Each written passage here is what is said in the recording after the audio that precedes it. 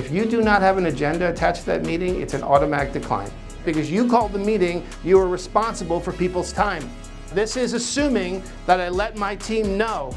Make sure you have an agenda, right? And it says there are certain meetings that I've been to that were an hour long and maybe 5% of the meeting pertained to me. Why am I here? Look at all the head shaking, yes, oh my goodness. Right? This is not dumb luck that I'm coming up with this. This is amazing. The root cause, the person doesn't know how to conduct a meeting or they don't lead. The first person that goes off topic is buying lunch. I dare you to go off topic because I'm starving. Hello everyone, welcome to the Now What podcast, episode 35. My name is Glenn Sharp. I am the President and CEO of Sharp Leadership Development. Well, it's another great day in Cincinnati. I hope you're enjoying your summer. You should be in the middle of barbecue and ball game season, hopefully anyway. But I hope you guys are having a blast out there. Let's go ahead and get into it. This is the fourth and final part of my series, my keynote speech with the Miami Valley HRA. And in this fourth episode, we're really going to continue the advanced coaching techniques that we've been talking about. This is the final piece to it and probably the most important piece, right? And you'll understand what I mean by that in just a second. But just to recap, this is the advanced coaching technique workshop that I engage with them on. And again, in this room is all HR representatives, directors, managers, HR professionals. In this final clip, we're getting to perhaps the most important part of this, and that is getting to the why, the root cause. I referenced Simon Sinek, Getting to the Why, his book. I provided the audience members a video clip, and it's so important to make sure you get to the root cause and really separating the how and the what versus really what's going on, really what's happening. And that's what I challenge them with. So sit back, relax, and enjoy, and we certainly will discuss further. So I'm a huge fan of Simon Sinek. He has a book called Remember the Why. It's one of the reasons why I changed, like literally blew up and completely changed the training development department at Speedway, right? Based on this, right? But it talks about the why versus the how and the what. So let's take something like Jason or his boss. Let's pick on his boss first because you guys nibbled at this and I find this interesting. The how and the what is what you see every single day. The why is the root cause.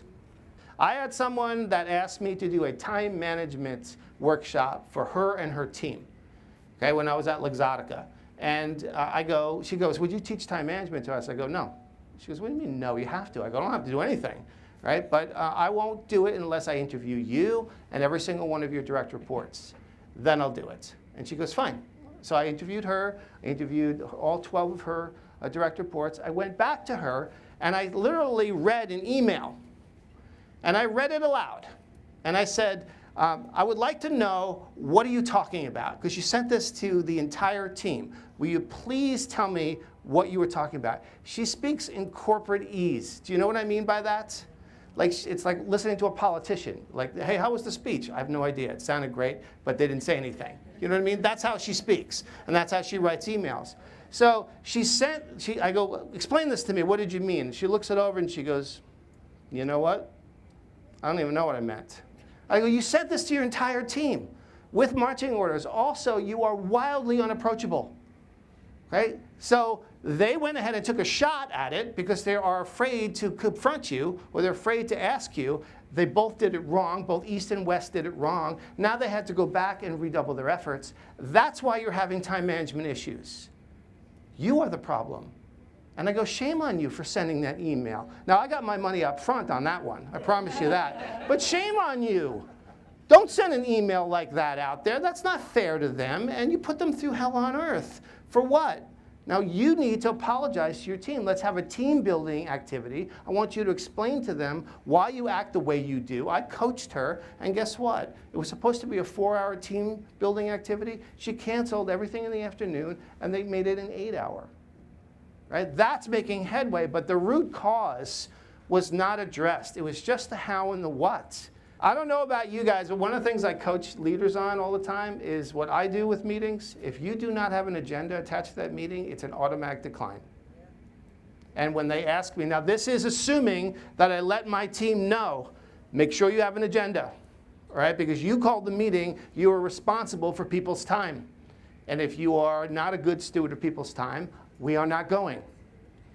Right? And stick to the agenda. I just find it fascinating how many people go to all these meetings and they don't realize that they have some control over this. It's called the rudder effect in time management. Who controls your rudder, you or everyone else? Right? And there are certain meetings that I've been to that were an hour long and maybe 5% of the meeting pertained to me. Why am I here? Or the decision maker wasn't in the room, or a couple of people dominated the meeting and we went off on tangents.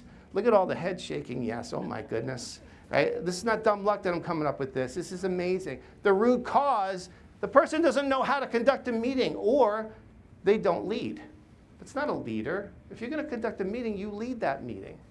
Right? So there are lots of different tips and tricks to handle that kind of thing. Like, for example, I have told people in a meeting, here's the agenda. The first person that goes off topic is buying lunch. I dare you to go off topic because I'm starving, I told them. Right? Now, I don't know if you could do that in your organization, but it's fun. Okay? Or we'll have somebody assigned to be the cop in the meeting. Like, make sure you call people out who try to get us off track. The best tip I ever got, though, to hold meetings and to make sure that people are attentive and to stay on agenda is letting people know at the end of the meeting. This I let them know in the beginning. At the end of the meeting, we're all going around the room and you're all telling me what your responsibility is and next steps. So take notes and put the damn laptop away. Right? If you want clarifying questions during the meeting, it's a great way to do it, especially if you hold them accountable. And do it at the end. Because why? Nobody wants to look bad at the end of the meeting, correct? It's such a simple technique. I wish I came up with it. One of my colleagues came up with it, but I've used it for many, many years. It works. And it works really well. Right? But the root cause for most time management issues, they don't know how to juggle that many tasks at once. That's the biggest issue I see out there right now. They don't know how to do it. I mean, ever since 2007, 2008, all those jobs left, they never came back. So now it's do more with less, correct? Remember when you were 18 years old? Way back music? Remember that? 18 years old? Could you handle everything that you're responsible for today when you were 18? You have to build up to that level, correct? There's a lot of people that stop at a certain point. They cannot handle 30 different things on their plate at once. That's a lot. Think of it this way, juggling balls. I can juggle 3 balls. You introduce a 4th one to me, and I will struggle mightily. Okay? Introduce a 5th one to me, and they'll all fall down. Right? That's kind of a metaphor for time management. It just crashes down, and they give up, or they get frustrated, or they get burnt out.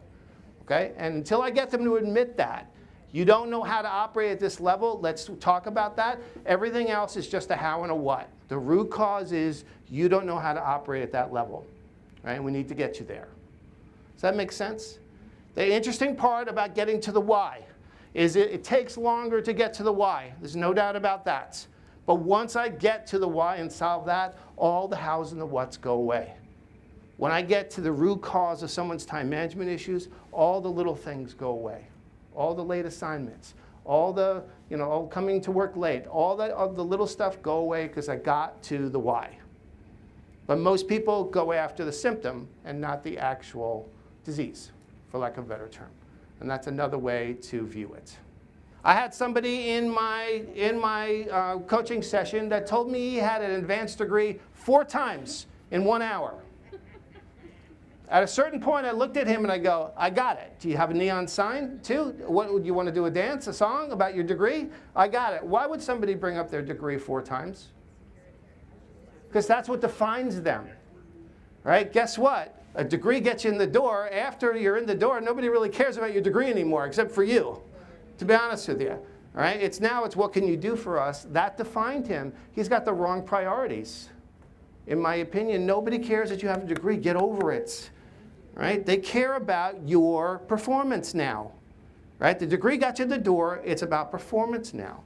Maybe he might be like one of the individuals I coached at Speedway. I was assigned to coach this person. Boy, did I draw the short straw on this one. I had to go over his 360. Okay? So I drive to Indianapolis, and literally I looked at him and I said, You know what? I'm not going to go over the 360 with you. Let's recap what the 360 says. If you weren't their boss, they would kill you in your sleep. He's not a people person. He has no business being in management. Okay? My recommendation is go find a job where you are an individual contributor. There are high-level positions here, right? You can do that. You do not belong leading people. Okay? That's just not in you. There's sometimes you have to make that realization. To your point, no one's ever told them that. I mean, how many people do you know go after position versus what they're good at? And that might be the wrong, that might be the why behind Jason. I don't know.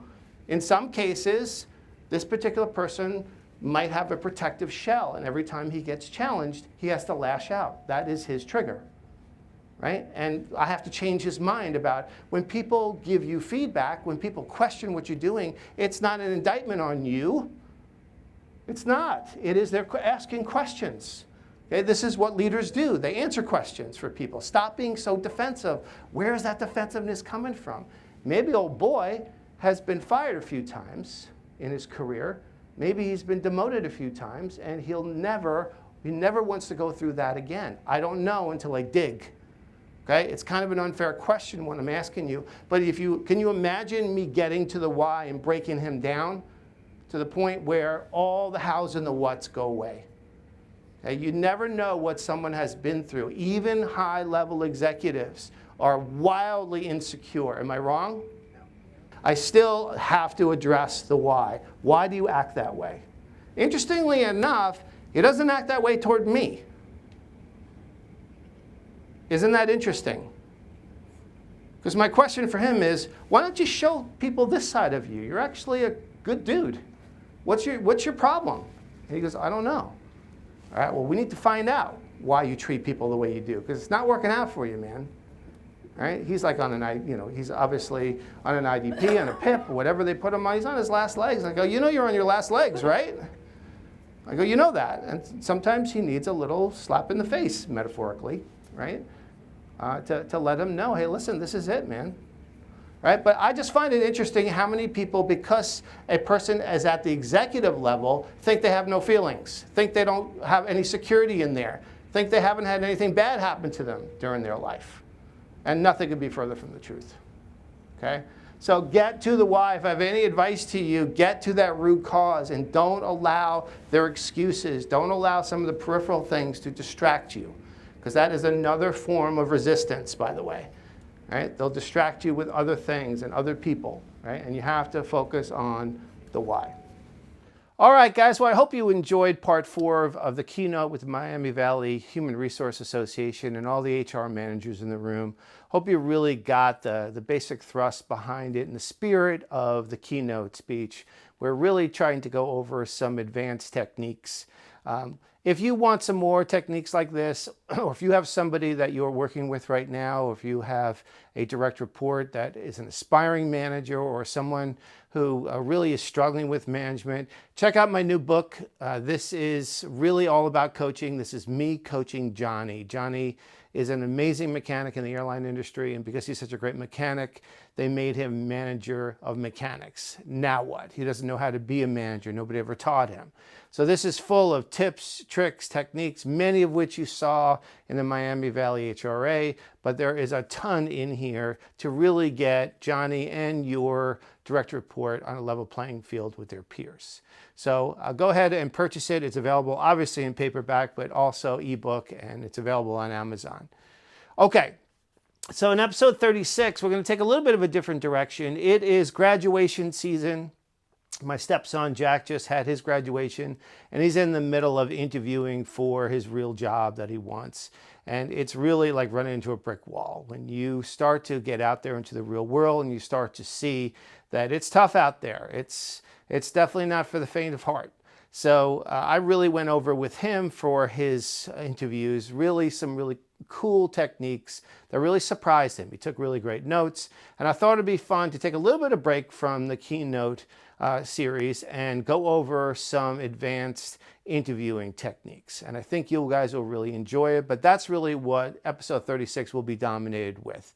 And this could be used obviously for someone like my stepson Jack, who's just a college graduate, just out of college, but also for anyone at any stage in their life. I think those of us who have been through the interview process and actually conducted interviews will understand just what a fine art it is and just how many pitfalls and traps could be laid for you if you're not careful.